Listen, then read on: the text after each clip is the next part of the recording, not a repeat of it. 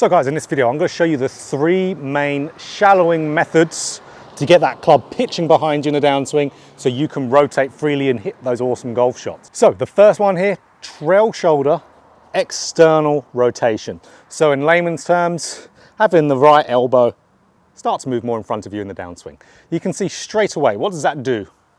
That shallows the golf club. It gets the center of mass of the club lying down, pitching behind me, so then I can turn through that golf shot nicely. So this is the one most of you golfers out there really do not do, that you can get into a golf swing fairly easily. Even for someone like myself who has really bad external rotation mobility wise in my shoulders, I can still manage to do this. Because a lot of you are thinking you're not flexible to do that movement. I have pretty much, that's as much as I can go with my external rotation. So pretty much none to a negative amount. Remember, in a golf swing, we don't have to do movements massively to have an effect on the club shaft.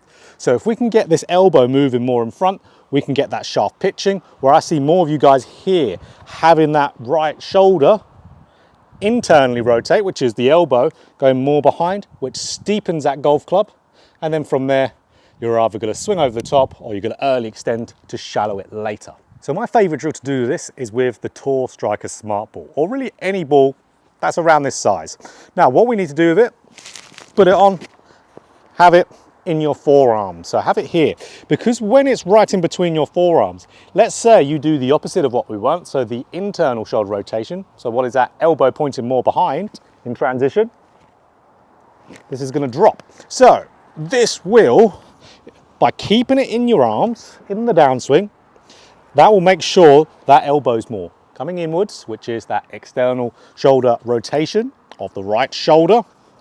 And that's going to get you to have a shallower shaft in the downswing. So just keep this in your arms the entirety of the swing. And there we go. We're going to have that nice movement.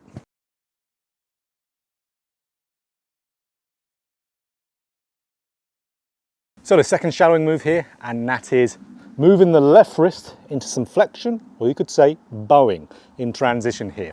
Now, what that will do, that is going to get that center of mass of the golf club, again, to pitch behind you, that shallowing move, so you can nicely turn through the shot. Now, only do this if you have a standard or slightly weak grip. Because if you have a strong grip doing this, you will close off the club face so significantly, the only thing you'll ever be able to do is hook the golf ball, hit it massively left.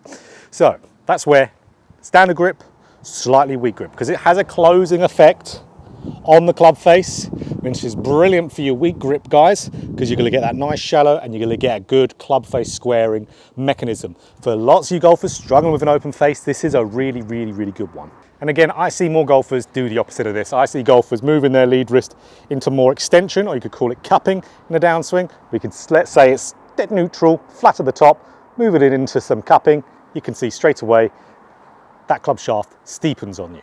Okay, so here's the drill to be able to get it into a golf swing. This is my favorite one for this, but do not do it if you've got a strong grip. You're not Dustin Johnson. You can't rotate hard and fast enough to be able to make this work like he can. So grab a tee, put that tee in the front of your glove, just like so. So what we want to do from here, we want to create some space between the tee and your left forearm. Now, we can either do that at the top of our swing, we could do that in the backswing if we've got the appropriate grip, but we can also do that in transition. So I'm going to recommend to do it in transition here so we can see the shallowing effect.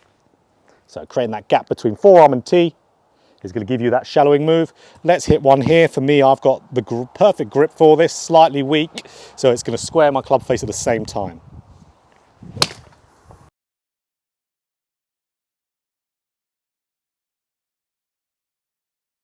Right, last one here, guys, the third, and this is left forearm pronation in transition. So what does that mean? Okay, underside of my forearm, so for me where my tattoo is on my left forearm, where that starts to rotate to where the tattoo points down towards the ground. Underside of the forearm, rotating to where it's pointing towards the ground. Left forearm pronation. So we could say forearm roll. So as soon as we do that, you can see how the club shaft nicely shallows out.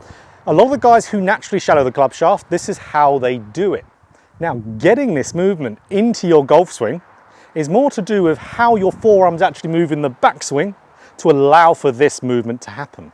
So for golfers who do the opposite, let's say they have their forearm roll, but they do it in the takeaway, to where you have that left forearm pronating, to where it rolls, club face now whips on the inside. This is that ugly takeaway move you see all these YouTube videos about.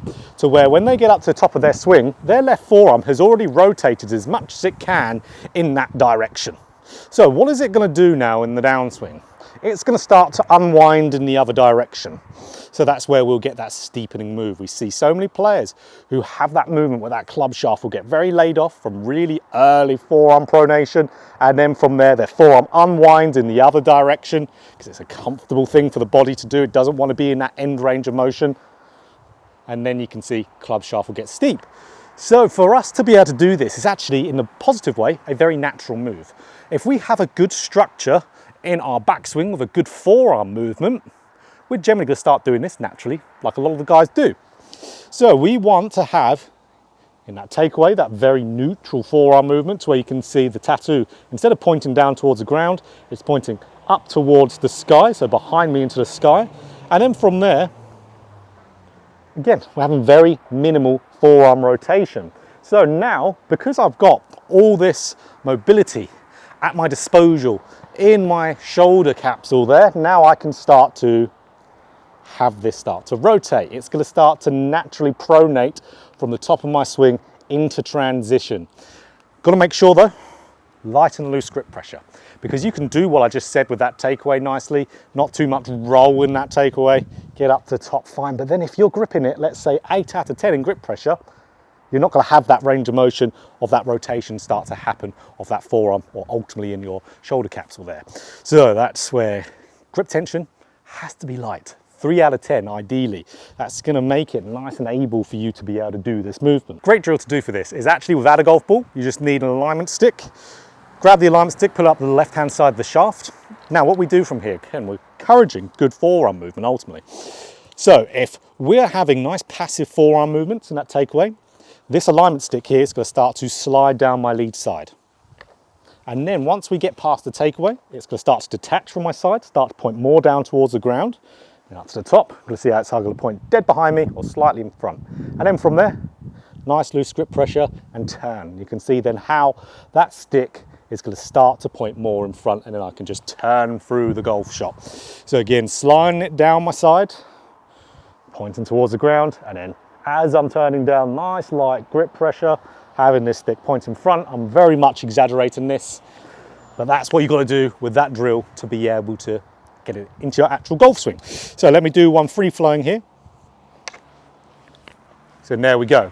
That, doing a bunch of those will be extremely beneficial for you. And then of course, let's say you've done 5 of them, we're going to now hit a shot, replicating that exact same feel.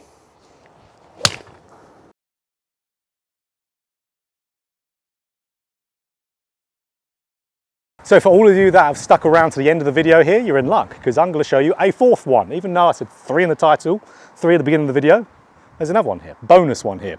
And this is all about how you're moving in your transition. So this is very similar to what we talked about with the forearm pronation, how very much structure and sequence of the golf swing, but now it's the sequence of how you're moving your body in that transition in the downswing.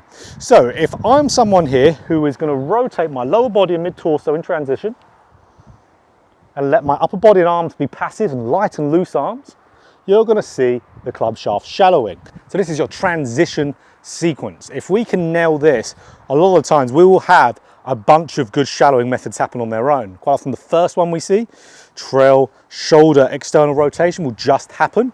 And we actually see the last one, the forearm pronation, will actually just start to happen. So again, we get up to the top of our swing and we're making sure that in transition, light and loose arms, turning lower body mid-torso first. Look what's happening to the golf club.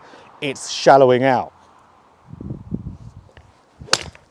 So best drill to do for this is something I talk about all the time on my channel. Yes, the resistance band, of course. Like I say in every video that I put this up, I'm going to continue to talk about it because I know not enough of you are doing it.